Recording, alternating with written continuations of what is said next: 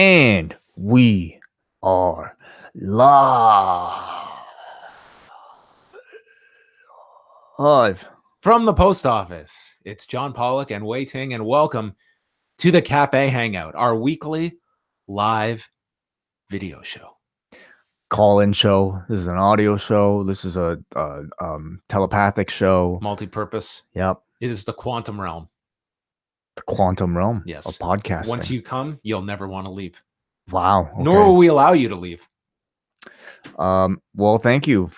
Great intro. Among our better intros. I had nowhere else to take it. I'm sorry.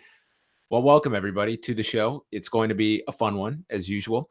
We're going to be joined a little later by Damien Abraham, host of The Wrestlers, to chat about last night's doubleheader of shows. Do you think he's sick of us yet?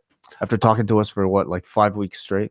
He hasn't shown me any hesitancy to continue coming on. But we've got 2 more after this. So we'll see if by the end of it, he says, you know, guys, I really appreciate it and all, but never again. Season 2, we'll do a 1. He's going to Wrestling Observer. He's going to a rival. He's going to move. He's going to move. But no, we claim we He's have the rights to Damien Abraham. We're letting him to Vice. Yeah. But he belongs to us. Yes. So looking forward to chatting with Damien. 2 very, very different, but very intriguing episodes of The Wrestlers from Wednesday night. We'll also do a quick Stomping Grounds preview, and you are welcome to call in to share your thoughts on Stomping Grounds or the laundry list of news items that I'm going to go through in a couple of minutes. But the number to call, as always, 732-800-4423. And if you are on Skype, just call in. Search for Post Wrestling. We're there. You can call in. We'll be taking your calls if we get them. For video viewers, I like to direct everybody's attention not only to my Up Next shirt, which you can get at prowrestlingtees.com/upnext, but the John Pollock's Post Wrestling sweater that is one of a kind that his wife You can't get this anywhere. That your wife and your child gave you. I don't know how Max managed to find the funds to afford a sweatshirt at a year old, but he's very smart. This is my Father's Day gift. It was a Post Wrestling custom sweatshirt that I understand you assisted in getting the logo. I sent her the logo. That was it. Wait, take some more credit. You need more of an ego. That Okay. needs to be your resolution. For I hand stitched 2019. it. I did everything. Every thread in that shirt is meant from me. Well, I love this sweatshirt. I've worn it like 3 times. I'm jealous now. I wish I had one. It's a very nice one of a kind. So let's dive into some news because there's quite a bit of it going on. First of all, I want to start with this one. It's a very sad story involving the passing of Adrian McCallum, who people knew better as Lionheart, a huge mainstay on the Scottish and British wrestling scenes, and somebody that died earlier this week. The news was made on Wednesday. The ICW promotion out of Scotland announced that he had passed, only 36 years of age. He had been wrestling since 2002. He was the ICW heavyweight champion at the time of his passing. He had just won it back in December. So it's just a very, very sad story. I know that the British Wrestling Experience crew, I'm sure they'll be dedicating some time to talk about what he meant on the scene for the last 17 years. And we should have a piece up in the next day or 2 with Benno talking about a number of subjects going on in the UK, including the passing of Lionheart. But a lot of people might be familiar with his name from back in 2014 when he wrestled a match with AJ Styles and took the Styles Clash incorrectly and ended up breaking his neck. And amazingly, not only recovered from it, but came back to wrestling, did a rematch with AJ Styles the following year. And I mean, that in and of itself was a miracle that he came back from that, because he broke his neck in 2 places. And that was where I would say people outside of the UK would have heard his name prominently a couple of years back. But a very unfortunate news story to start off with, very young and tragic. Other news items, we have the WWE and BT Sport have announced what was reported last month by The Telegraph, that they have entered a multi-year agreement where the WWE is leaving Sky Sports. They had a relationship dating back to 1989 as they go to BT Sport, which is a subscription-based service. It's where the UFC is housed as well. So it's going to be in many fewer homes, but it's kind of hard to assess the value of this deal because we don't know what the value of this deal is. No financials were disclosed, just a multi-year deal. So on the surface, this is less eyeballs. The question is, was there any kind of a bidding war here, or was Sky kind of ridding themselves of WWE? And this was a case much like when Spike was done with WWE, the WWE just got the best deal they could going back to USA and had to give up a lot. That is just pure speculation. But it seems that if, in fact, this AEW deal goes through with ITV, clearly there is a relationship there. Like AEW has, ITV4 is available to a lot more people than BT Sport. Yeah, absolutely. And I think it makes sense why, at least seeing Double or Nothing, that it feels like they are treating the UK as a priority in their production. And I'm very curious to see maybe if the pendulum will swing in terms of popularity in the years ahead. It's going to be something very interesting. As well, Sky Sports, are they out of the wrestling business now? Mm-hmm. For the first time in 30 years, like there's that thought process. The same with Spike TV. I go back to in 2005 when they did not renew with WWE. The idea was, well, if you're not going to be with the premier brand, are you going to want to be in wrestling? And before the end of the year, they picked up Impact Wrestling. So it's, I don't know who that necessarily would be with AEW already in a deal. If Sky would even, like, what would the wrestling product even be? It's not as though there is a comparable that you would expect. I mean, it would be AEW, which they obviously can't. Well, that's what I'm saying. I don't think they're on the table. Yeah. To be available. Do you think this changes things with the UFC and BT Sport in the future? Yeah, because the UFC is on BT Sport, and they almost left BT Sport, and it was going to be on a streaming platform, which just ended up, that deal just kind of went up in smoke, and they ended up back with BT Sport. I'm curious how if there's any kind of cross promotion, because you would think that you are delivering to some crossover audience, maybe not as much as in years past, but there has to be some that you would think that you would want to be able to market to the same audience and cross promote. Certainly. Yeah. Do we know anything? Like, do we know the terms? Like, how long the only deal multi-year? That's all. I'm sure like specifics will come out in time, but it was a very vague release today. Just that this will go into effect at the start of 2020. And now that, like, this had been the television deal that investors had been asking a lot about. Like, there was they were supposed to have a deal a long time before this that they had kind of given as their window to announce a new deal. That came and went. So now the outstanding deal is the rights deal in India, and whether they can get an increase on their rights fees over there, because that was a lot as well about the stock going up, was the optimism that if we're seeing this amount of increase domestically, hopefully that's going to mirror itself in the UK and Ireland and India. So people are going to be very anxious of this deal. Other news to go through. KENTA did this very interesting interview for Weekly Pro Wrestling in Japan, and we had it translated, and some of the answers are pretty revealing about his time at WWE and specific to 205 Live. He stated that he was very excited when he finally got the call up to 205 Live. This would have been in the end of 2017, but said, he used the term that he felt that he was defanged while he was there. I mean, that's a hell of a descriptor. I think neutered might also be apply, but that could work too. But I do like defanged. It almost sounds like he's planting the seeds for a new finisher. The fangs. The fang, okay. Or the whole bite. But he said that, while he was on 205 Live, he kind of lamented like his role, citing the tournament that they did last year going into WrestleMania. He lost in the first round to Roderick Strong. He was obviously not a priority. He was frustrated at times that he was told what to do, what not to do, and he kind of just gave up.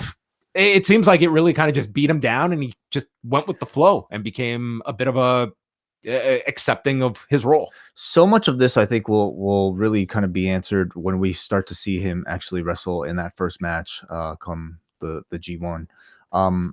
And mentioning his style, he feels is going to be different than what you're typically used to. The thing is, though, John, like, guys in NXT, guys on 205 Live are able to wrestle a version of their style that seems very different from what appears to be on the main roster. If it was Hideo Itami on the main roster having to wrestle 2 3-minute matches, I would definitely kind of give a lot more validity to his comments. But guys in NXT, guys in 205 Live are able to have like bangers. They're able to have excellent matches doing the styles that in the confines that they're able to. So how much of this is Hideo Itami, KENTA kind of just making an excuse for maybe lackluster performance. Well, and when he said the line about, no good memories come to mind, like, again, this is being translated, but it sounded like he's describing his 205 Live tenure. Like, it didn't seem he was as negative on the NXT time, which was, really hampered by his injuries that he had down there. But it seems that, 205 Live, remember there was the GTS to Brian Kendrick that ended up injuring Kendrick, and the GTS got taken away from him. So, I'm sure the guy was very, very aware of the fact of his style and trying to tone it down, and also switch to a more palatable style in WWE, which you're right. Like, there's going to be a big spotlight on him to see. Here's a 38-year-old. He's gone through several big injuries over the last few years. Those are going to be natural questions. He seems to be shooting an angle to try and do something with Tetsuya Naito. They had a tag match in Noah back in 2014, so he brought him up in this interview. And just also describing his debut, he said he had so many nerves appearing at Dominion. He didn't watch any of the matches prior, and he did watch the remaining matches after that, which were the big three at Dominion. So, I mean, you sit back and watch those three matches, like, what the stakes are. Most of these guys are in the G1 with you, and it's going to be incredibly physically taxing. Yeah, when you're watching your Ospreys and Okadas and Naito and Ibushi. I have no doubt, like, he'll want to go out there and, like, have the most physical matches he's probably has had in years. And he's got Kota Ibushi the first night. I know. I guess I'm just like, my concern is just whether or not his body can keep up with his mind, because I'm sure he wants to go out there and have, like, the style of match that he's used to known for having. Very physical, very brutal. It's a very daunting position to your first night. You have all this on your shoulders to go out there and really, for people that are skeptical, go out there and have that kind of a performance. The positive is you have an opponent that, man, there's not too many guys you could have a better match with.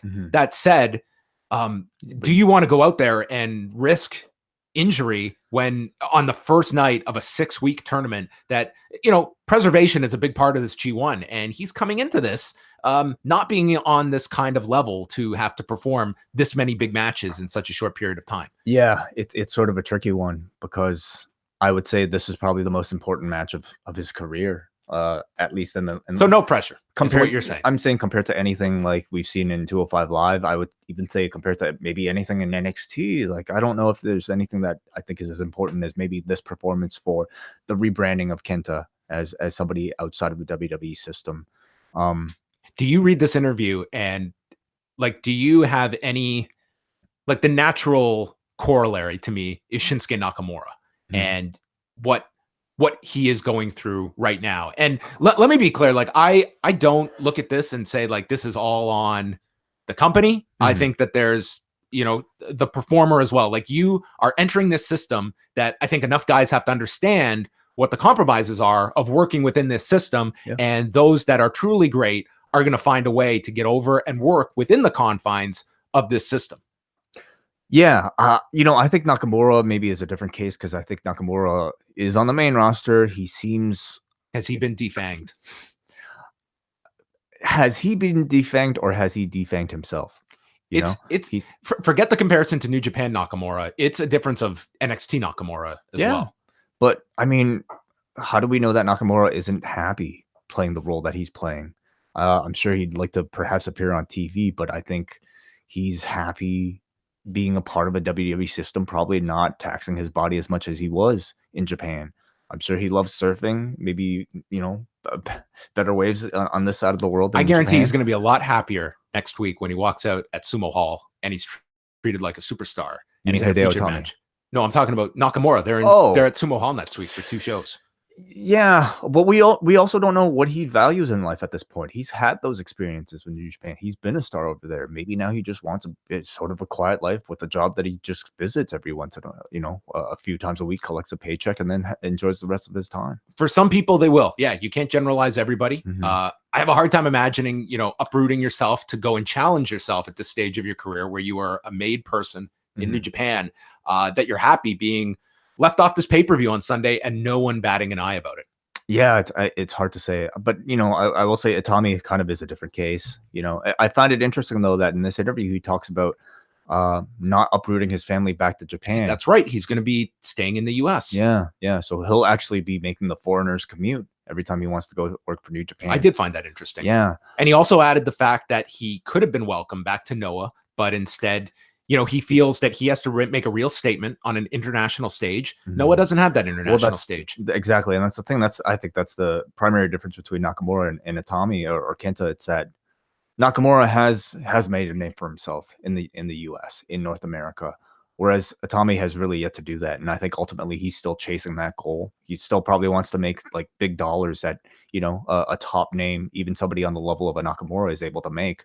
Itami maybe only has so many more like prime earning years left in him. And I think this is the way he looks at to maximize those years. It's also, I think, hearing about the families involved it's a great reminder that, anytime you have talent, foreign talent coming in to work either in the New Japan system or a WWE system, they're not just moving there themselves. It's a whole family. It's a whole process of learning a new language. Kushida this week like tweeted out some stuff about like trying to get a car for the first time and how difficult that something like that is, so these guys aren't just learning to wrestle a new style in front of a new audience. They're learning basics like how to go grocery shopping in a different place. Like imagine going to Japan and having to do that yourself. I spent 3 weeks in Russia, and I'll tell you, it was really humbling to go to a McDonald's and I had to leave. Like it was like so daunting to me. It's like I can't even order food here, and you just feel so out of place. Like you just feel like a fool. It's very difficult. And that was, that was just a quick little trip. On top of like having to learn how to cut promos in like a different language. Sure. So anyway, very, very fascinating interview, I think with Kenta.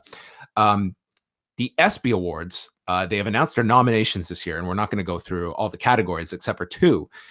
They used to have one category that encompassed combat sports, and that was best fighter. They now have best boxer and best MMA fighter. And this year, the nominees are Daniel Cormier, Henry Cejudo, Israel Adesanya, and the 4th one is, I think I have it here, Amanda Nunes. So those are the 4 there. And then we have a new category, best WWE moment.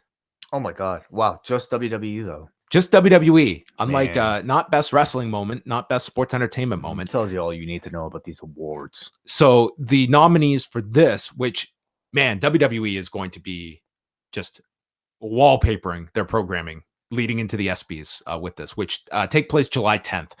So best WWE moment, the nominees are Roman Reigns announcing that his leukemia is in remission, Becky Lynch winning the 2 women's tag titles in the main event of WrestleMania, Kofi Kingston winning the title from Daniel Bryan at WrestleMania, and Ronda Rousey winning the Raw women's title from Alexa Bliss at last year's SummerSlam.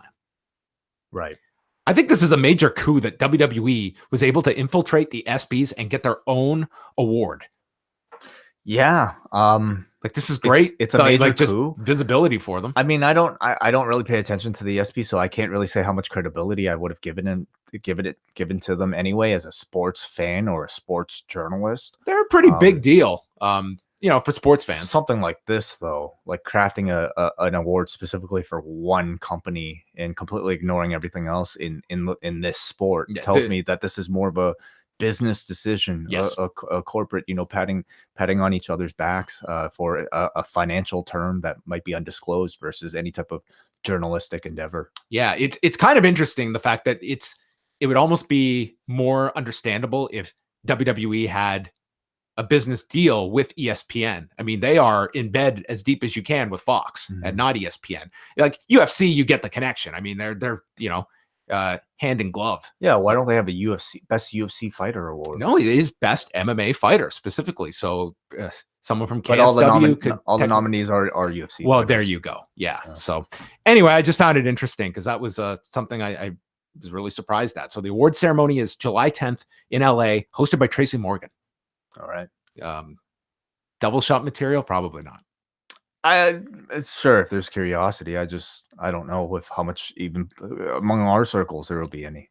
There was an interview on Jimmy Fallon on Wednesday night where the Bella twins were there promoting several different endeavors that they are involved with. Hopefully one of those being the Bella podcast. They did plug the podcast. They did. Yeah. Of which Henry Cejudo was a guest this week. Was he on? I don't know if you knew that. And it was like crazy flirtatious. It was. Did he talk about his shoulder? This is the stuff I care about. No, I don't. He had shoulder surgery this week. I don't believe he talked about his shoulder. I'm not exactly. You know sure. what? It was probably done last week because they put the photo up with him. Yes. So it must have been done. So, but it was crazy, incredibly cringy, a little bit cringy, and very flirtatious. Was Brian on with him? No, but they did talk about how Brian is a huge fan of his and would love to grapple with him at some point. Okay, well, he's pretty hurt right now. Anyway, the more lighthearted part about this is that they had a big discussion on spoiler culture. Okay. And let's just say you are Brie and I am the Nikki. Oh, wow. Of this I don't group. know if that's a compliment or not, but okay. Oh, Nikki used my arguments that I've brought up. She was defending spoiling the finale of Game of Thrones. And if you are a fan of Game of Thrones and for whatever reason have not watched the series finale, don't watch this interview. But it gets very serious at one point, and it was very awkwardly handled by Jimmy Fallon, who just moved on to the next kind of lighthearted topic. But Jimmy asks about their announcement of their retirement, and Nikki explained that she has herniated another disc in her neck, and that there's been inflammation around the metal that's in her neck from her previous surgery. Man. And then just mentions that they have found a cyst on her brain, and WWE has told her, you're done. There's no more, they're not going to clear her to compete again. So she said, I didn't have a choice in the matter. So, I mean, that, up until now, I had believed that, we'll probably get a Bella's return at some point when it's convenient. This seemed to shut the door on Nikki Bella ever wrestling again. Well, if you watched last season when she did make her announcement of her retirement on the season finale, it kind of came rather abruptly. Whereas Brie's announcement kind of came, off the heels of some poor wrestling matches. Nikki's was just kind of I'm retiring too, I guess. So I wonder when maybe. Well, on was known. Speaking of the Bella's podcast, I did listen to the first one, and Nikki is much more open about the retirement and stating that they really didn't want to focus too much on her neck problems on the reality show. But she goes into it in the podcast where it seems like the neck was a real big issue, and they wanted to kind of give you a more sanitized story on Total Bellas. But it was very awkward. I don't get the sense that Nikki, it is anything, it sounds pretty horrific, a cyst on the brain, of course, but it's a setup where Nikki gets to say, her line is, so I didn't get a choice, indicating Brie chose to walk away. So Brie's comeback is, yeah, well, I gave birth. And it's a laugh line. I was this is not funny. It's it was a really serious description. So, I mean, I hope she's as healthy as possible, but clearly the neck is a mess. And yeah, mentioning this issue with a cyst that, I mean, WWE just seems to be pretty adamant. And I don't blame them. Once you're talking about the neck and the head, that's territory I don't think they're going to be negotiable on. Yeah. I mean, whatever she's comfortable, I hope to hear some updates about it. In particular, about the cyst on the brain, which sounds kind of concerning. I hope she adds more context to it, because this was not really the platform for it. It just seemed like they were out there plugging stuff, doing a typical lighthearted Jimmy Fallon interview. And I don't think he knew how to handle this real significant news that she was providing. Yeah. What else do we have here? AAA has announced that they are, in addition to the Madison Square Garden show in September, they're going to be running the Forum in LA on October the 13th, which is entitled Invading LA. So they're making their big footprint in the United States this year. And two other notes: Zack Sabre Jr. and Yoshihashi, they're having their match in Sendai next Tuesday for the British heavyweight title, with the added stipulation that if Yoshihashi wins, he will get Zack Sabre Jr.'s spot in the G1, ensuring that nobody will be rallying behind Yoshihashi in this match. I mean, I don't know if that's could you imagine Yoshihashi in the A block? Listen, I don't know if they would just put the stipulation up there for no reason. So I mean, I on this side of maybe kind of the argument, I don't know how many people would rather see Yoshihashi than Zack Sabre Jr. Everyone. I don't know about that. If they replaced Zack Sabre Jr. with Yoshihashi, I think that would, I mean, that would be a big downgrade. Oh my God. But Yoshihashi has his fans, he plays he is the quintessential underdog that I think a lot of people dismiss. And if he can beat Zack Sabre Jr., it would be a huge push for him and a great deal of momentum heading into this G1. I don't think there's going to be any switch to this. If anything, the sympathetic figure to put in a role like this would be Minoru Suzuki.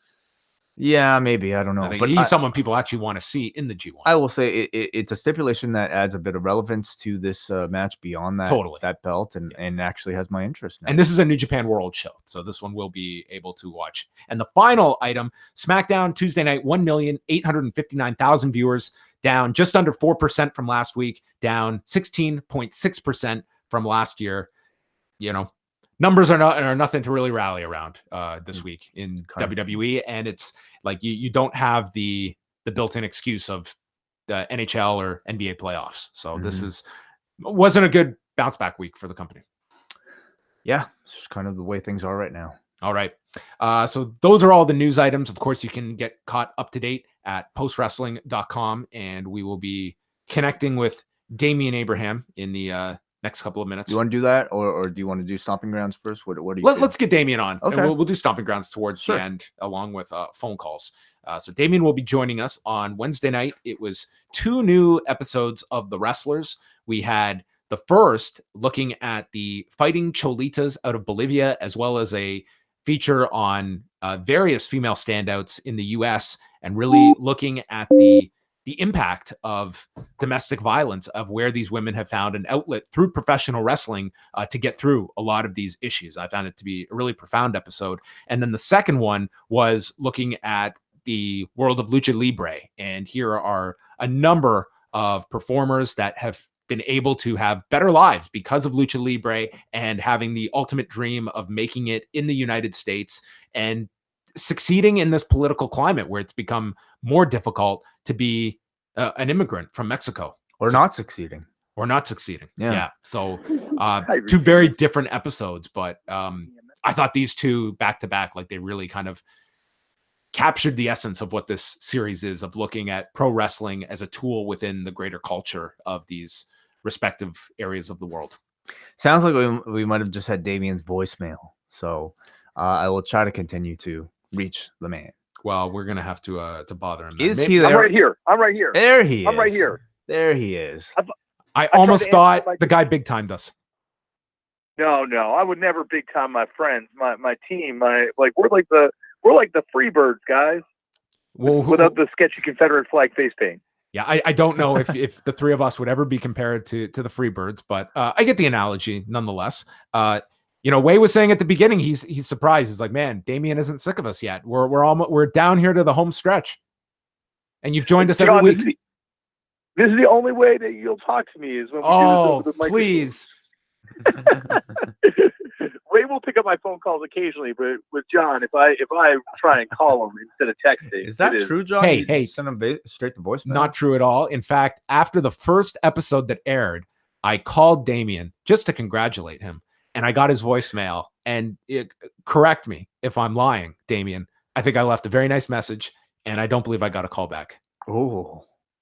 Well, I apologize for not calling you back then, but I did. But John, I called you, Damien. I did not text you. Do you know the value you have in my life that I literally picked up my phone to call you as opposed to just texting you? Well, you're in rarefied air. As my gimmick.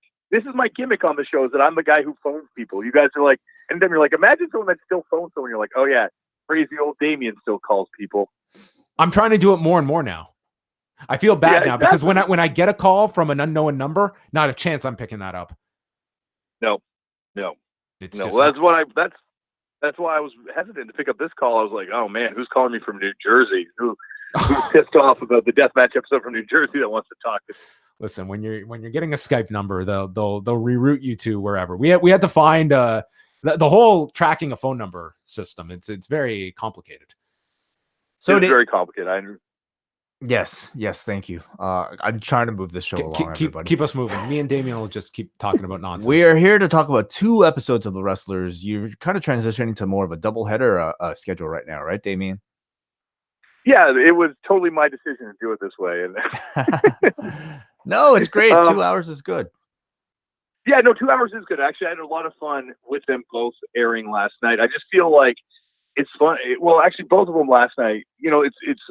We didn't have any say in how they were scheduled, and I think the track listing that they came up as far as which episodes were aired when has been awesome. And those two episodes, I think, fit strangely really well together because they're both two of the more emotional episodes in the series for very different reasons, but both incredibly emotional episodes. Yeah, I know when we've talked with you, Damien, a lot, like you clearly like the fighting Cholitas in Bolivia, like it comes through in the episode and in speaking with you. Yeah. Just the level of impact that I think that this was an eye opener. Before we continue, I want to explain to people who maybe haven't watched the episode yet what the fighting Cholitas are. And please correct me if I'm wrong, Damien, but they appear to be an indigenous group out of Bolivia. In particular, this episode focuses on the women that are a part of this demographic who many of them have suffered instances of domestic abuse. And somehow it is through the art form of professional wrestling that they have found a way to empower themselves and to empower their underrepresented group by having intergender matches with men, where they defeat the men and the audience cheers, and it's kind of become its own attraction. Yeah, like I think the thing about the face of the fighting Cholitas is just like some promoter who was just looking for any gimmick about 10 years ago. He was just looking to get people in the seats, right? So he had tried like, little people, or I guess they even call it minis in Bolivia. They tried tag teams. He had tried women wrestlers. And so he was just like, I'm going to take women wrestlers and I'm going to put them in indigenous clothing, which is these, beautiful, very huge, elaborate Cholita dresses, which were originally imposed upon women by the Spanish colonial government that invaded Bolivia, or the country that became known as Bolivia. And eventually it became adopted and internalized by indigenous groups, or various indigenous groups within Bolivia, and became, just the indigenous form of dress, these Cholita dresses. But you were really looked down upon for wearing Cholita dresses. Like, you weren't allowed to fly in a plane if you were wearing a Cholita dress, as one of the people in the episode says, And it's really through this act of just a promoter looking to fill, put butts in the seats, that started this huge cultural revolution in the country. And that was, this act of seeing these Cholita women wrestle in the ring, and particularly beating the men. That's when the crowd really gets into it. It caused a complete reassessment of Cholita women, and it kind of perfectly dovetailed with the election of Evo Morales, who was the first president of indigenous descent that was ever elected in Bolivia. And even though the population of Bolivia is 70% of indigenous descent, it's still like incredibly racist how these people were treated. And now, once through the election of Evo Morales, through, things like Cholita wrestling, it's really caused a cultural revolution in the country. It's incredible to me to know that wrestling could have that type of impact anywhere in the world. Certainly, like, I think you can't really point to anywhere else in the world where it seems to have that type of impact politically. I would say America is the only place that I would, and I really think that, look at Donald Trump. He's in the WWE's Hall of Fame. We all have mutual friends that we've talked to that worked with him as a writer when he was on his WrestleMania run.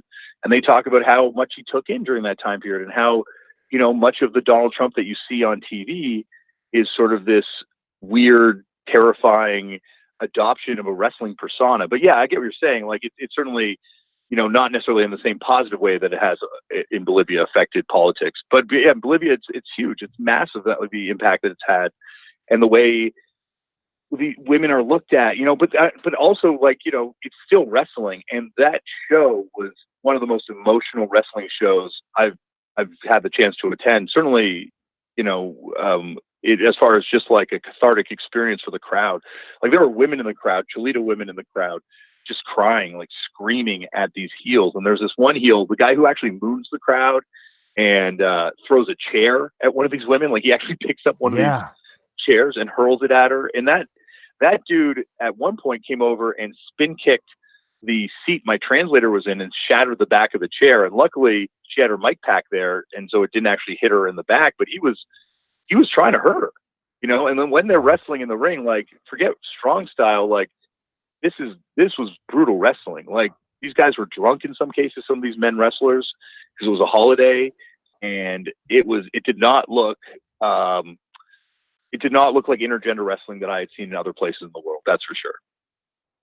You mentioned in one of the statistics about 53% of women in Bolivia have experienced physical or sexual violence, and it being like one of the highest rates in the world. And you know, it's really emphasized when one of the women, Helen, is just describing this horrific story about being beaten while she's pregnant, kicked out of her home, having to purchase back her children. And I just wanted to know, like, as you're conducting this interview and she's describing this, like, number one, you have the language barrier, but as well, the fact that just that level of comfort that she was willing to be speaking about such a thing on camera. I mean, is there almost a stigma not to talk about this from just the vibe you got of being there? Like, this is something that you don't speak about.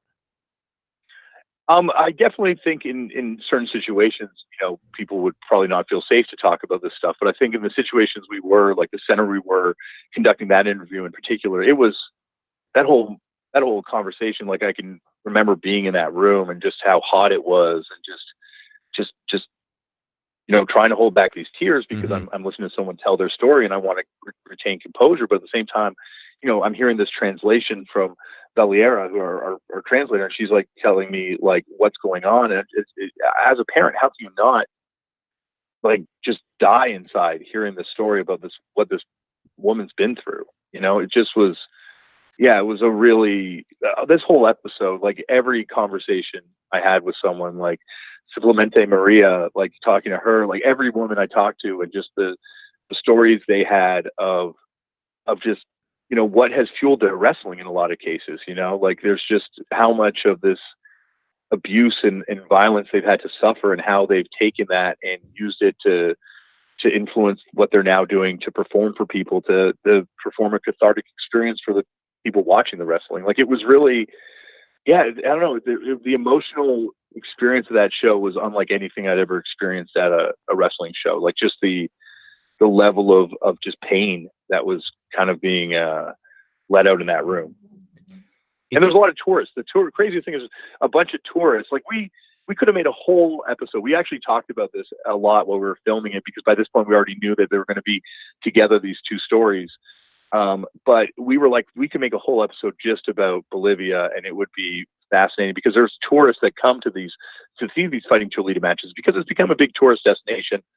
But the tourists ran out screaming. Like, a group of the tourists just like could not believe, like the heels are being super aggressive to the crowd, as you can see. And they were just not, you know, they were just not up for this at all. They were just, no, we're not here for this. It's a very amazing thing to experience live. It sounds so incredibly different from how I think, you know, maybe North American audiences might perceive intergender wrestling, where I would say like a great deal of maybe, you know, this audience almost does get very squeamish at the thought of, you know, a man and a woman having even a professional wrestling match. Yet in Bolivia, it seems like it's, at least in this context, used as a way to empower women rather than to encourage, I would say, male on female violence, which I think might be some of the fear of North American audiences when it comes to intergender wrestling. Yeah, definitely. Like, it's funny to, you know, we tried to talk to men from the male wrestlers, and they found out we were making a documentary about the fighting Cholitas. None of the men wrestlers would really talk to us for the most part. They were like, no, we don't really want to have any part with it. And there's a real resentment because you can feel it when they had, like, at some point, of course, a mummy come out and wrestle, because that's what you have to do at a wrestling show. And so the mummy comes out and the crowd's just sitting on its hands. Like, no one cares. This is the main event, right? But anytime there was two men in the ring or more than two men in the ring, whatever, just men in the ring, the audience didn't care. And even when it was women versus women, the audience was into it, but they just didn't. It wasn't until it was that male versus women versus woman dynamic that the crowd just exploded.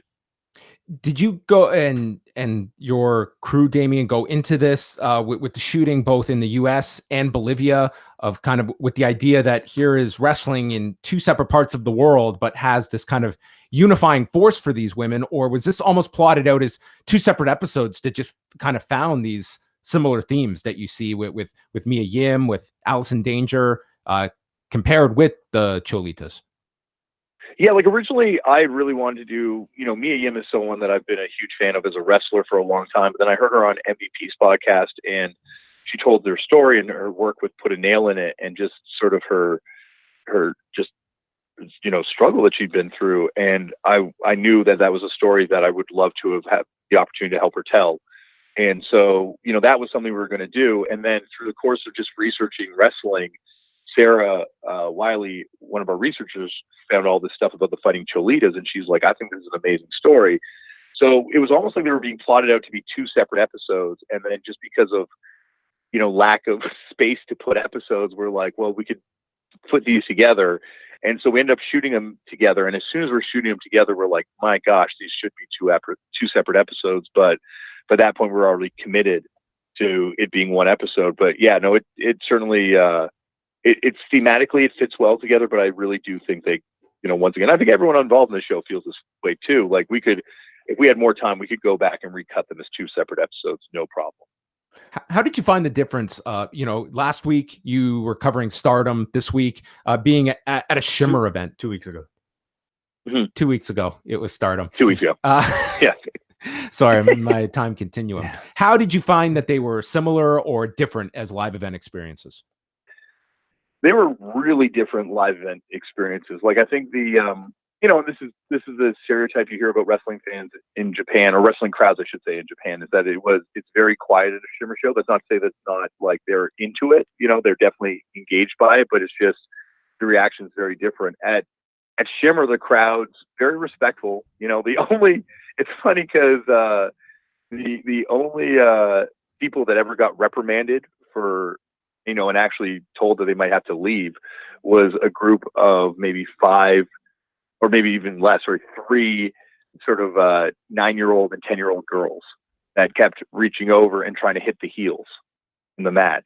And they were told by a police officer that if they didn't stop touching the wrestler, they were going to ask them to leave. I thought the police officer coming over was a little heavy-handed. I thought you could be handled with someone else, but that wasn't Shimmer's call. That was the venue's call.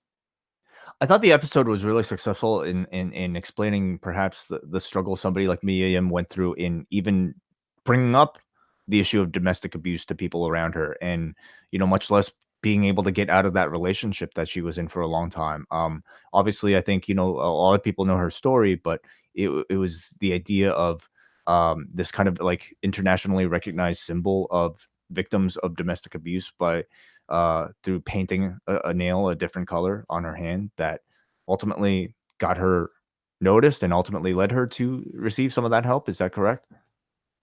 Yeah, that's exactly like which we had no idea that she was still kind of involved in the situation when she first made contact with Brian, and that was just through painting a nail and him being a wrestling fan, reaching out to her through social media saying, "Hey, I saw you paint your nail. Do you want to talk about it at all?" And that was really what led her to start discussing about the situation she was kind of in the process of removing herself from, and really kind of, you know, it's amazing how just that, you know, that small act, like, you know, has brought around so much change. And there's even been people that have tweeted at me and tweeted at Mia since the episode aired just last night saying, like, you know, not to me obviously, but to Mia, like, you've inspired me to put a nail in my own situation. Like, it's just, it's also horrific how common this is, you know, like, and I think Allison Danger speaks to it, and Mia speaks to it too. Like, once you start talking about it in the locker room, how many women, you know, I think that's the other thing we got to recognize, especially as men in society. It's like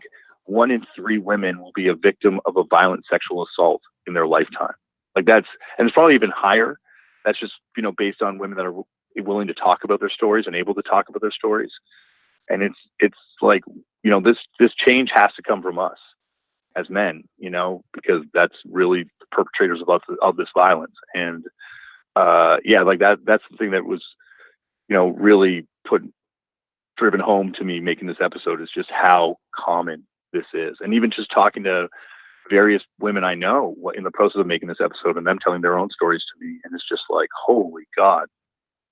You do point out, like, you know, the lack of education for men being kind of a big cause of it, as it relates not just to, you know, North America, but also in Bolivia. Do you think in North America we have enough education for men and for people in general about what's going on? Because, I mean, I wouldn't have really known any of this stuff had it not been for people like me coming out and sharing their stories. Yeah, no, I don't think so. I think, you know, like, that's the other thing is, like, in Bolivia, obviously the statistics are very jarring, but this stuff happens here, you know, like, this isn't just You know, like it's a very common thing, you know, and I don't think there's enough education here around consent. You know, I know there's not, because it's still happening. So either there's not enough education, or the way we're educating people isn't getting through, because it's still happening. The second episode of the night was the next wave of Mexican luchadors, and this was totally different than the last episode, but you know, diving into kind of the political ramifications that the current U.S. administration has had on, you know, just something that you probably wouldn't draw a straight line from, but to professional wrestlers that make their livelihood crossing the border on a regular basis, some undocumented, and certain few, like a Rey Fenix, that was able to get a working visa. I think that people, you can describe this to people, but actually seeing these guys in their day-to-day lives, and this to me was just a really, really fascinating episode to look at and see the struggle of all of these guys, that there's a certain desire for people to make it in professional wrestling. And here, I think you go a lot deeper, that for some people, like, this is their only way out of a certain hardship of life that they have been able to find, that they're clinging to the hopes of being able someone to break through and be able to make a living by doing this. Yeah, no, definitely. Like, you hear about, you know, sports and music being people's way out of poverty in a lot of places. And Lucha Libre is something else that's added to that as well. Like, it's obviously a sport, but also it's like another way for people to try and get out of poverty. And it's a struggle. Like, that was the thing that I found. Obviously, I knew there was going to be economic disadvantage in Mexico just from past experiences of going there and just, you know, seeing it. But to see how much of it is in Lucha Libre was shocking to me. And just the huge economic difference of being able to cross that border. You know, like, if you can go across that border, sorry, my kids just got home and the dog's barking downstairs, but if you can get across that border, you're set. You know, like, Phoenix and Pentagon are two of the highest paid indie wrestlers in the world right now. You know, like, these guys are very well compensated for the amazing work they do in the ring. But then you look at Ultimo, Maldito, and Arkangel Divino, who are unbelievably talented. Like, those guys are ridiculous. The kids that wrestle in the streets, and they legitimately were wrestling in the streets, not because we're like, hey, dude, do you want to go back in the streets and show us what you used to do? That's what they do. They do that all day to make money for their family, you know. And now it's a little bit different a couple of years on, like, they're in Mexico City and they're moving up the card a little bit in AAA, but they were on TV for the Crash at that point.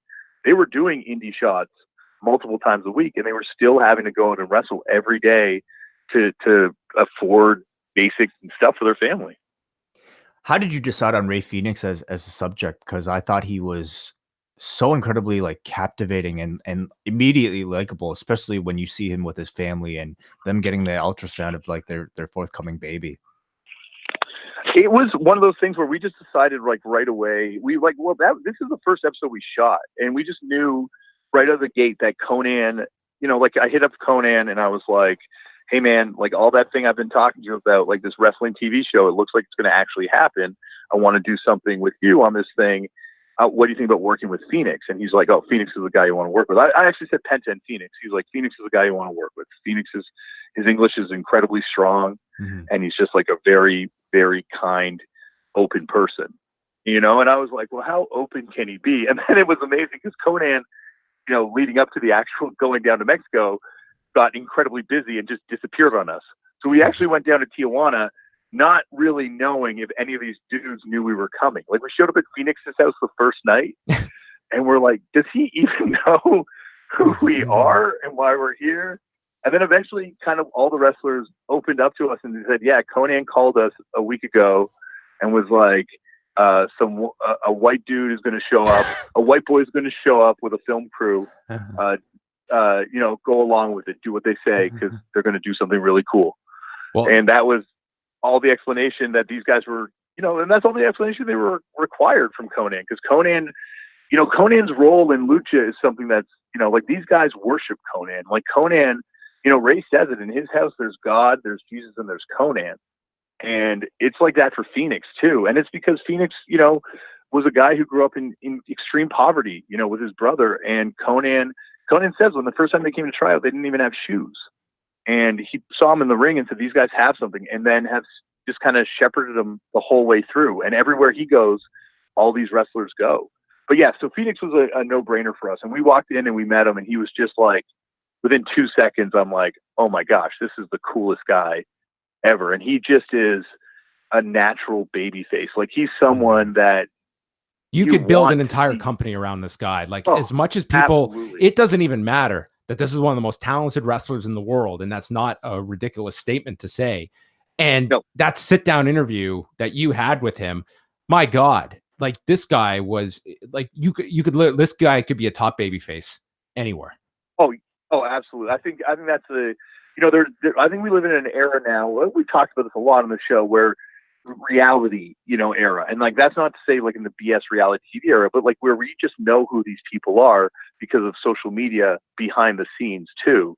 And wrestling companies need to start leaning into this stuff instead of making these guys characters. And so Rey Fenix, a guy who's come up from nothing to become a wrestling star and who just wants to wrestle for his family and wants to be a decent human being, like that, you're right. That build a whole company around that dude. Like right there, that is the story that I want to see. And no company has tapped into like this with Fenix, to me. Like Lucha Underground, AEW, anywhere. Like to just that sit down. I mean that was, this guy's in tears at the end of this, just describing how grateful he is and the opportunities for him to have a better life through Lucha Libre. I mean, it was an incredibly moving interview that you conducted with him. Well, that was another time where there's like a bunch of times, especially in that episode, where, like as much as in Japan, I was just like smiling ear to ear for 99% of the time that I was there, not 99, but like a lot of the time, just having a good time. Like this whole episode, like, from seeing him have the ultrasound where he's seeing his kid for the first time and he's crying and his wife's crying. And like, once again, as a parent, how can you not but help but get emotional for what's going on there? And then sitting backstage after he just wrestled this incredible match with him, and he's sweating, and you just know, like, wow, this guy's dream is coming true before my eyes right now. Like something that just seemed like, I don't even think it's made the episode, but he tells a story about like being in his bedroom, looking out this window and just dreaming of wrestling, as a kid, just dreaming of being in the ring wrestling. And now it's like he's doing it at the highest level possible. And it's like, it was a real emotional thing. Like I think everyone on the crew was like, didn't have dry eyes after that conversation. I'm curious to know, Damien, because Rey Fenix is one of the lucky ones who does have a working visa to go to the U.S. What exactly is involved in acquiring something like that? Obviously, it's probably through his connection through Lucha Underground that afforded him this opportunity. How many companies in the U.S. right now are even capable of granting such visas? Well, I think right now it's interesting because I think it's getting a lot harder than it was even a year ago. Like I think it's amazing because we shot this thing a couple of years ago now, but all the things that we were kind of hypothesizing about at the time, like even like we talked to the journalist at one point, and she's like, yeah, like these realities aren't really going to affect entertainers, but we're seeing it now with some of these companies unable to bring some of the talent they want to bring up anymore. Like it just seems like less of these visas are being handed out. You need a lot of money to do it as an independent wrestler. You would need an ungodly amount of money to put up to get a work visa. And otherwise you need an American company that's in good standing and that has, the immigration lawyers and has all the, knows all the right people to be on your side. And even they have to be able to put up a bit of money to say that, you're good. Mm. Can you just... one other thing I found interesting, there's also a card you can have in Tijuana that allows you to go within a certain distance from the border. And there's a bunch of wrestlers that were talking about how they could wrestle ECW if it was a little further south, but because it's a little too far north, it's past where they're allowed to go with the special visa that you get as a resident from Tijuana. Wow, that'd be something really hard to track, I would imagine. Yeah, well, there are border checks all up that. That's terrible. Yeah. It's an unbelievable like fear that I've spoken to guys like on the Canadian side, like that would just routinely go over the border. And it's like, man, like you get caught, like that's a major setback to your career. I have I have an O2 visa, right? Which means I'm considered like a part of the American economy. Like I've been an American taxpayer for X number of years now, like 10 years or something, right? Just because of the band that I'm in. but I'm still terrified every time I cross the border. And I have an immense amount of privilege when I do that. Being in a car full of Mexican luchadors that are crossing the border, even with their work papers that they had, was fucking nerve-wracking. And we were sitting in that car with Daga and Fenix for hours, like hours waiting to cross that border. Yeah, I think you're staying under your mask as long as possible while you're in that situation. Yeah, what happens at the border? Like, I'm assuming, obviously, off camera, people take off their masks.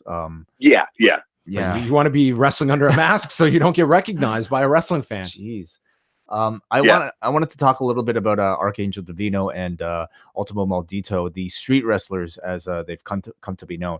I thought visually, Damien, this was like one of the best looking episodes in the entire series. Just to be able to see like these beautiful drone shots of like these kids in the middle of traffic performing these amazing wrestling moves. When was the first time you had heard about them, and tell us the experience of like being there and seeing this in person? Well, that was one of the things I owe Konnan forever, for all the headaches it was with some of the logistical side of things. I remember the first call we had with him, like, with when I had Sarah there with me, who was our researcher, Sarah Wiley. We're talking to Konnan, and he's like, "Oh, you probably want to see the kids that wrestle on the street." And I'm like, "What?" He goes, "They're these kids, and they go out when there's a red light, and they wrestle for people's money on the streets." And he's like, "They're the best wrestlers I've ever seen." He's like, "And this kid, Arkangel Divino, he has it. He's going to be a star. Like I see the same shit in him that I saw in Ray, and I saw in Penta and Phoenix. I see that in this kid." And so we're like, "Oh my gosh, so what's this going to be like?" And we were kind of under the impression at this point that this was almost something that was behind them, like that they were on TV and they would be willing to go back and do this for us just because it's something they used to do. And then we showed up at their house, and we realized very quickly, like, no, this is something that's very much still a part of their reality. And it's something that's part of the reality for their whole family, who you see briefly. Like, they have a brother who was about 14 at the time, and he would stand on the other side of traffic, getting the cars going the other way, performing short, quick little magic tricks. And there's a video I put up on my Instagram of him and Arkangel Divino doing some wrestling in the streets that was ridiculous. Like, the whole family can go. They're all luchadors. The mom, the dad, all the kids. They're even training the little kids to be luchadors. But they were still very much in poverty. And so the first time I saw them wrestle in the streets, I think I had seen a really low quality cell phone video that had not a lot of views that was on YouTube at the time. But then I really got to see him wrestle in the streets for the first time when we went out with him that first time. And I just couldn't believe it. And it's even when I got home and watched the videos back, that's when it really struck me about how dangerous what they were doing was, and just how flawless they were at what they were doing. Like, those guys are like, I'm the best in the world because they don't get injured. And if they do, they're out for a very long time. So they are smooth, and it's wild to watch them now in the ring doing the same sort of stuff. And they're fearless because they're used to wrestling on concrete. Did the child during the end credit scene return to the country? Yes, he did. I was even there when they were filming that. They went out to get some B-roll of the border, because that's actually the Mexican side of the border. Like, that's how close you can go to the border. And then there's a huge field of quote unquote no man's land.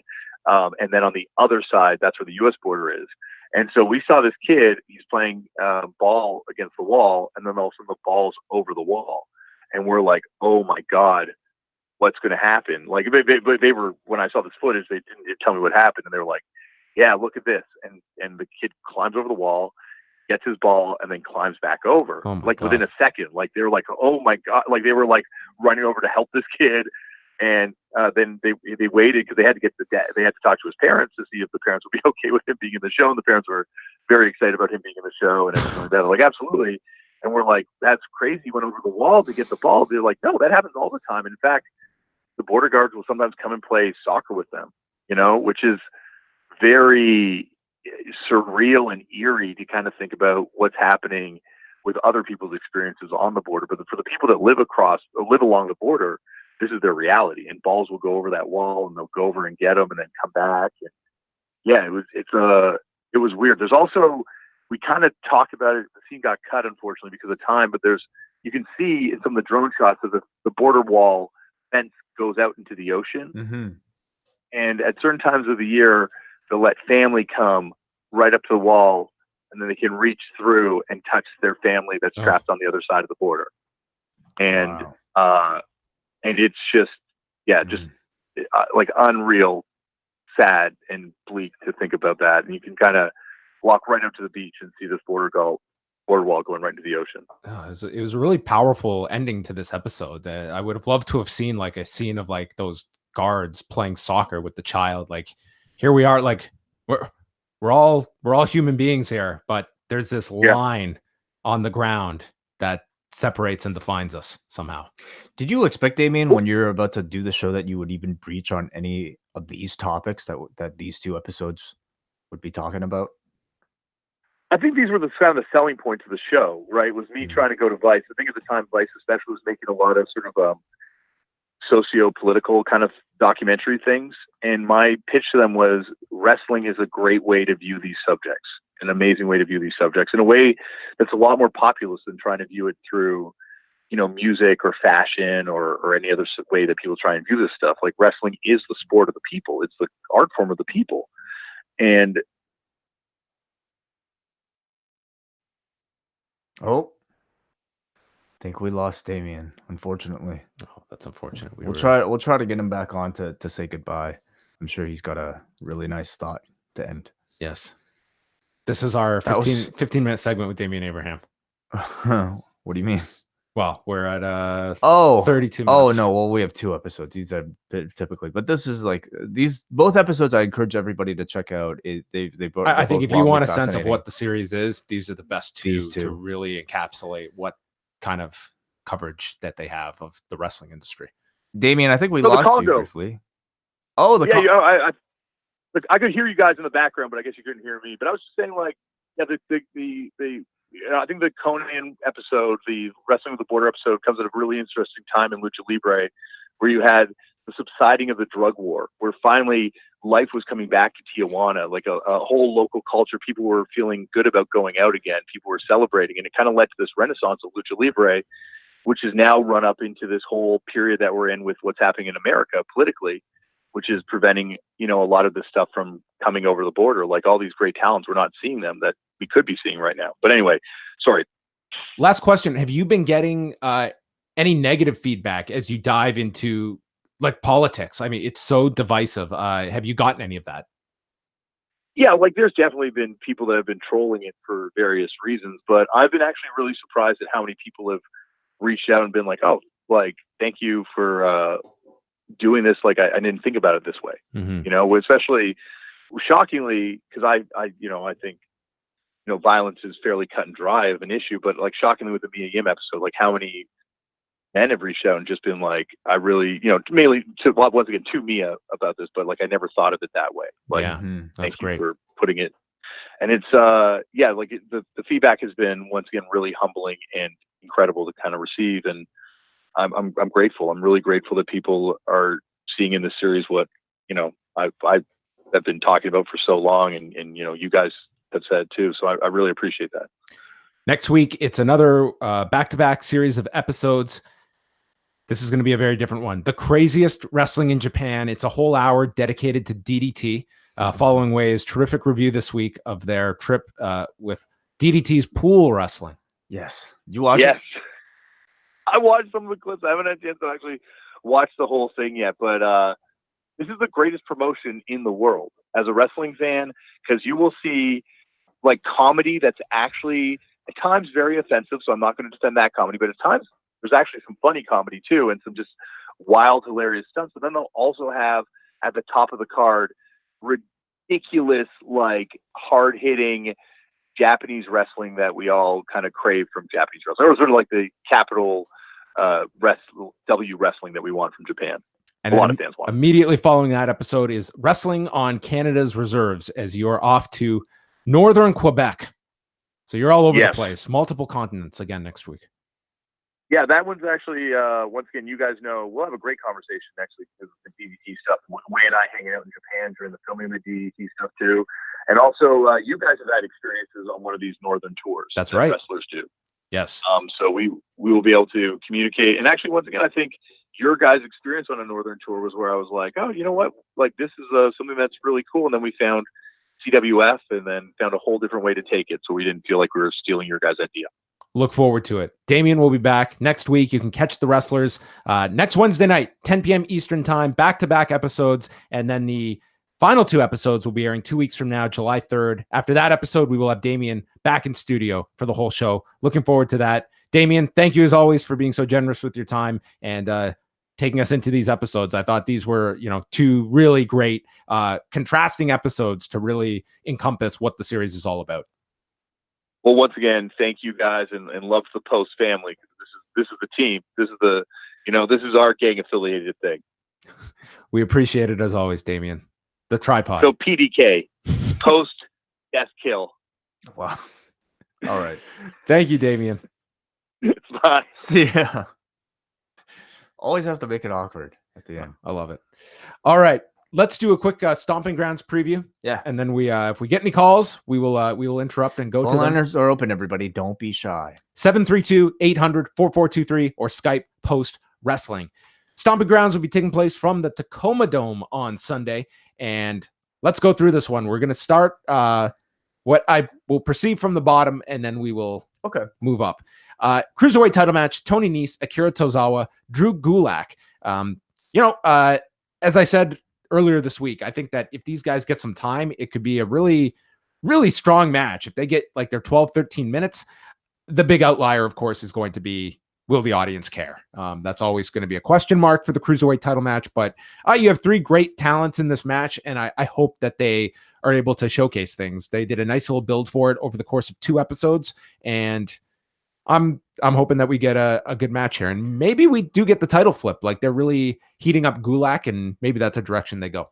Yeah, I mean, my kind of understanding of it, just dipping back briefly into 205 Live last week with that Chad Gable episode, was that Drew Gulak is kind of in the middle of sort of another character rebranding as, oh, geez. Oops. Okay, let's take this call first. Hansi, what's up? Yo, what's going on, Oh, guys? geez. Wait, 1 second. 1 second. How about now, Hansi? Can you hear us? Oh, there we go. You're in the feed. What's up? What's up? How's it going? Oh, no, it's good. I didn't know if you guys can hear me or not. We can hear you bad. now. Yeah, now we can. You're coming in clear. That's cool. Okay, I just wanted to. I'll just be quick. I Yeah. wanted to know your guys' thoughts about. Do you think the rumors are true that Shane McMahon might beat Kofi Kingston for the WWE title? And if so, do you think that will like honestly like be like a jump the shark? Like, I mean, WWE has plenty of jump the shark moments, but do you really think that will really cause like a lot of outrage? Like, I just think Shane McMahon shit. Like, I like him as a heel, but I think he's like overstayed his welcome, and I just think having him on both shows and now with this rumor, it kind of makes me not look forward to Kofi Kingston's reign, really. Yeah, I think this was more so like speculation on the part of where this could go, rather than a definitive plan. I do think it would be a terrible idea and a way too far to go with Shane McMahon. I think that there would be a lot of turnoff to it. I think it'd be a very negative reaction, even if it was ultimately for Kofi to get a big win back down the road. I think there would be a lot of it. It would not be a call I would make. Not a chance. I think Drew McIntyre could be that guy. If this was all kind of served to prop him up, I think you would achieve just as much heat for the angle, as much kind of, reason for Kofi to come back at somebody. And I don't think you risk the negative press that the WWE will surely receive by putting the belt on a McMahon. I'm thinking, think about everything that was so bad about a David Arquette run or a Vince Russo championship run. This would feel very much like that. Yeah, I know. I agree with you guys, and I just wanted to call in quickly, but you guys are doing good work as always. Sorry to interrupt your. Oh no, your it's okay. We thank you for the call, Hansi, as always. Hey, oh, never mind. I was gonna ask him about something Howard Stern related. You can ask. You can ask. Oh, I was just asking. Did you, Hansi, know that at one time Howard Stern was reported to have been interested in the rights to Ant-Man for a film property? Really? I always think that a lot of these a lot of these like millionaire guys, like who have platforms, I always believe like they have secret investment into different projects that they don't come clean about. Because anything that like Howard Stern advertises on his show, I always think he has some type of investment into like a Bachelor or a Dancing with the Stars or something Marvel related. You know what I mean?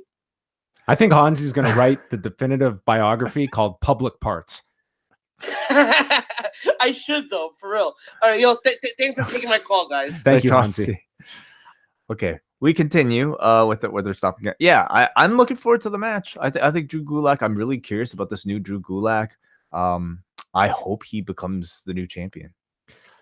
The New Day, Big E and Xavier Woods versus Kevin Owens and Sami Zayn. I think they'll have a good match. It's just they're not really.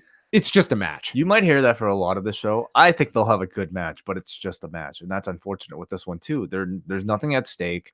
We know that these two teams have sort of been feuding on the undercard, but this was sort of like a last minute put together match that feels no more important than a match on SmackDown. I feel Owens and Zayn are just they're so. I'll tell you what. I'm glad that they're putting them together though. I think they're better together than they are apart, especially if they're just aimless in the undercard. Well, that's it. They're aimless. They have no direction. I think they're given nothing to really be like they're the ultimate plugins. Like if a segment needs a heel, they're thrown in there. They don't have anything of their own. They're just plugged in and playing utility roles. And I see so much more for both of these guys. Oh, absolutely. Like a tag team title run, at least. I would love that. Imagine Sammy and Kevin versus Brian and Rowan. I mean, they're both heels right now, so I guess you won't really get it. But at some point, I mean, if you're going to put them in a tag team situation, go full on with it. I will say, for two filler roles, I don't think you could do better than Sami Zayn and Kevin Owens. Who do you think will win? And does it matter? I think Big E and Woods are going to get the win. I think that they just beat Owens and Zayn like a drum at times that I don't feel they're going to. It's for the power of 50-50 that for that reason I would give it to Owens and Zayn. Great. Samoa Joe versus Ricochet for the United States title. This certainly has the potential to be a great match. Will it be? It'll be interesting, but this is probably the most high-profile singles match Ricochet's had since his call-up. Yeah, I would say so. Certainly, I'm looking forward to this one probably the most out of any of them. I think in ring, in terms of styles, it's almost just. How can you go wrong, right? I would have said that about the Rey Mysterio and Samoa Joe match as well, but that kind of was shortchanged. I think they're going to have a match here. I think so too. I think to do another kind of short, squash match at this point would do neither man really any favors. Do you see this feud continuing? No. I think this is a stopgap until Rey's back and Joe wins in like 10 minutes with a choke. I'll probably agree with that. Daniel Bryan and Rowan defending the SmackDown tag titles against Heavy Machinery. I see. Well, it'll be interesting kind of how they position Daniel Bryan here in Washington, if they just go with the flow. If the audience just cheers them and they figure, let's just go with this. And ultimately, I see Bryan and Rowan retaining here. I don't see Heavy Machinery winning unless they feel Bryan could be certainly better utilized outside of a tag team and they just want to get the belts off of them. I hope not, because I don't think Bryan and Rowan really have accomplished all that much with the tag team belts yet at this point. Putting them onto Heavy Machinery at this point as well would just be another meaningless move. I think it's more or less Kofi needs an opponent, and Dolph is not that guy. You could be an opponent with the tag team belt. You could. It's just that's not like their style. And yeah, I would keep them on them a little longer, prolong the chase for Heavy Machinery a little bit longer too, because them just winning it right now would do nothing for it. You could beat Daniel Bryan, though, in Washington, so that might be an incentive to do. You could do that, sure. Then we go to Bayley versus Alexa Bliss for the SmackDown Women's title. This was the best part of SmackDown on Tuesday. I certainly didn't care so much about this match heading into the show, and I certainly would have cared a whole lot less if not for that excellent back-and-forth battle that they had on a Moment of Bliss on Tuesday. So that's heightened my interest a little bit. That said, I mean, I've seen this match before. This is more story than match. Yeah. Maybe Nikki Cross screwing up and costing Bliss, something like that. Nikki has to be involved in this. Sure. Yes. That'll probably be the focus. Roman Reigns versus Drew McIntyre. This did not light the world on fire at WrestleMania. Nor do I feel this is going to be a 2-minute Roman Reigns match on pay-per-view. We're probably getting 15 to 18 here between these two. And Do you see any other outcome than Roman Reigns winning? Because I can't see them beating him two weeks in a row with the Super Showdown and now here. I can't see it either. It would be somewhat unfortunate though to if in this feud Shane McMahon is the guy who gets the win and that Drew McIntyre isn't. That's what this feels. It feels like he's just the last obstacle before Roman gets his hands on Shane for the ultimate rematch. That's what this feels like. Drew is just the setup guy. I guess so. I think Roman needs to win though in order to perhaps retain some of that value. Becky Lynch, Lacey Evans, Raw Women's title. I wouldn't be shocked by a title change. Oh man. Because I don't know where you go with Lacey after this if you beat her twice going for the title. I don't think Lacey Evans should be in that position right now. I don't even think she should be challenging for the belt in this position. I think it's a character that you're risking the audience just really giving up on at an early point without having her being able to have enough experience to kind of carry that load. I think Becky beats her and Lacey kind of gets back to the undercard where she can go on to develop for the next year or so before she's able to get back up to this level. I'd be just having a definitive win for Becky Lynch. I'd be doing the same as you. I don't know if that will happen though. Kofi Kingston, Dolph Ziggler, steel cage match for the WWE title. I think this is as easy a lock as possible that Kofi retains the title. And then the question is where he moves on to. Who is that heel that you can elevate? Because there are some slim options at the moment when you're looking for heels. It's interesting when you look at the lineup of guys not on this card. AJ Styles is hurt. Rey Mysterio is hurt. Charlotte's off this card. Finn Balor's off this card. Andrade's off this card. Even Randy Orton is not on this show either. Like, that's a lot of talent that is missing from this show. And I think that really exposes kind of the lack of depth on this show in terms of really standout matches that, regardless of your opinion on creative, getting a hot pay-per-view. And that's why I think expectations are very tempered for this show. Yeah, it's sort of unfortunate. I mean, this certainly does feel like we are in the midst of like that post-WrestleMania lull, especially with this show and even the last one. For this result, I mean, I think it's obvious. And then the main event, presumably the main event, Seth Rollins versus Baron Corbin, Universal title with a mystery guest referee. The drama is just growing by the hour. Who will be the guest referee? Percentage chance of a title change. Probably negative 100. Oh boy, maybe you'll be very upset Sunday night. Who knows? I just don't see it. Oh, you mean title change, not on Dolph Ziggler, but perhaps Brock Lesnar? Is that what you're suggesting? Oh, that could be as well. No, I'm talking about even just trying to do. Listen, this Raw number was terrible this past week, so that always gives me the preparation that they could do something crazy just for the sake of it to try and resuscitate that number on Monday. I mean, there are a wide number of crazy things you can do to probably drum up interest for Monday. I don't think giving Dolph Ziggler or Baron Corbin the championship is one of those. When you have a limited series of options of what you can do to really stimulate the audience, you come up with desperate measures, and Corbin winning the title would be a desperate measure. Do you see a cash in? I don't see a cash in. I don't see a title change. Well, that's the pay-per-view. Sunday night, 6 p.m. is the kickoff. They haven't announced what match will actually be on the kickoff, and who knows, they may add something as well. But that is the show. Wai and I will be back immediately after the show. We're going to be live. If you're a member of the Post Wrestling Cafe at our Double Ice Cap or Espresso level, you can watch our show live and then call in as well if you so choose. If not, then the podcast version will be up late Sunday night, early Monday morning to download in all the usual places. Yeah, very exciting. We have pretty much like a number of pay-per-views coming up every weekend. So after this week, it's of course Fighter Fest. That'll be out. We'll also be doing a post show for it. That'll be me and Davey, and then we're off until the next Saturday. It's the G1 special in Dallas. That weekend's crazy. There's a G1 show. There's a UFC pay-per-view. It's International Fight Week and a TNA pay-per-view. Yeah, so we're pretty busy from like every weekend on from here until the summer. The insanity begins. We have one more call from our phone. So caller, what's up? Hey, gentlemen, it's Paul from New Jersey. Hey, Paul. What's going on? What's on your mind? Yeah, just with what you guys were talking about, watching Raw every Monday, I really liked the show last Monday. I thought it was a step in the right direction. I enjoyed the Seth Rollins being all over it and, hitting people with chairs. I thought it was kind of a cool story. But then I hear that rating, and that says, well, hey, as much as I liked it, the ratings were really down. So my concern, is there a chance that Brock is your special guest referee, he screws Seth, Baron Corbin wins the title, and then Brock cashes in on Corbin? Not that I would ever want to see that happen, but only because Vince sees these ratings and says, oh, we need Brock as the champion. Is there any chance that happens?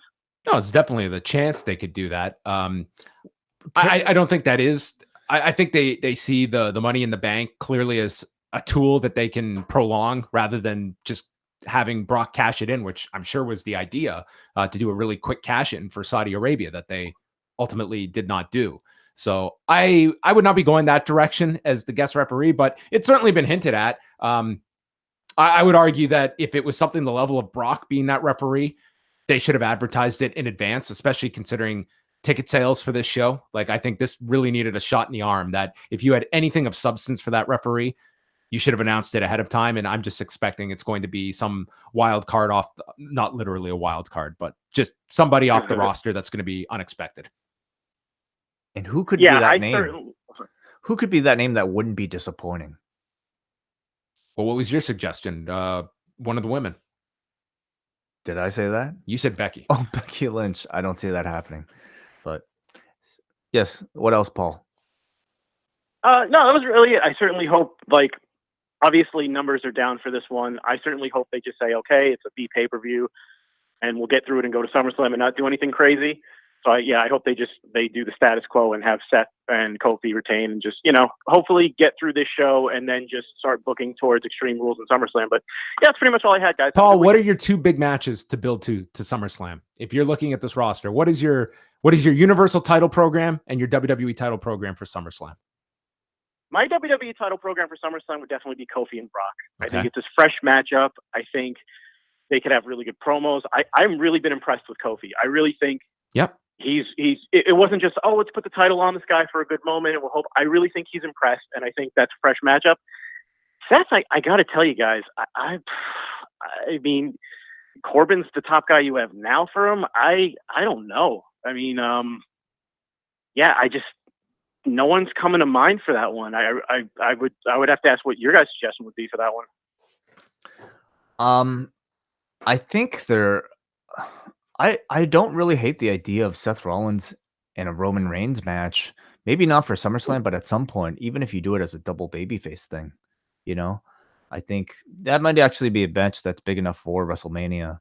But as far as like for this edition of SummerSlam, if you're looking at just heels, like there's no one that's really all that heated up. Lars Sullivan, now we're understanding like he's hurt and he's probably out of the mix. Granted, he was on SmackDown, though I don't think that should disqualify anybody from potential titles on the other show. I think Samoa Joe is always like on the cusp of like, relevance, but they just never really pulled the trigger. Aleister Black is sitting there. These are options that they're there. You've got talent. It's just you don't have any stars right now. That's the big problem. Like there isn't. I bring this question up because I don't think those big dream matches exist right now of the current makeup of the roster. It's just they don't exist. They're not. There's nothing hinted at. It's just it seems plugging in holes at the moment. Cool. Thanks for the call. Thank you, Paul. Thank you, guys. All right. Well, that is going to bring an end to the show. We've teed up everything that is coming up. So as always, a very busy weekend here at Post Wrestling. We'll end off by saying, if you are a Cafe member, we will have a review of Ant-Man coming up on Friday on the Post Wrestling Cafe, our monthly MCU review. And then episodes of Cruel Summer Saturday morning with Braden Harrington joining WH Park, and then Dylan Fox on Sunday morning. Those shows will cover the 97 and 98 G1 finals. And then Sunday night, Way and I are back with the Stomping Grounds post show. So check all of that great stuff out. Postwrestling.com, postwrestlingcafe.com. And you can tune in live every Thursday here at 3 Eastern, live at the post office. Until then, it has been fun hanging out. Is that the new? I don't know. I'm just trying stuff. Thanks, guys.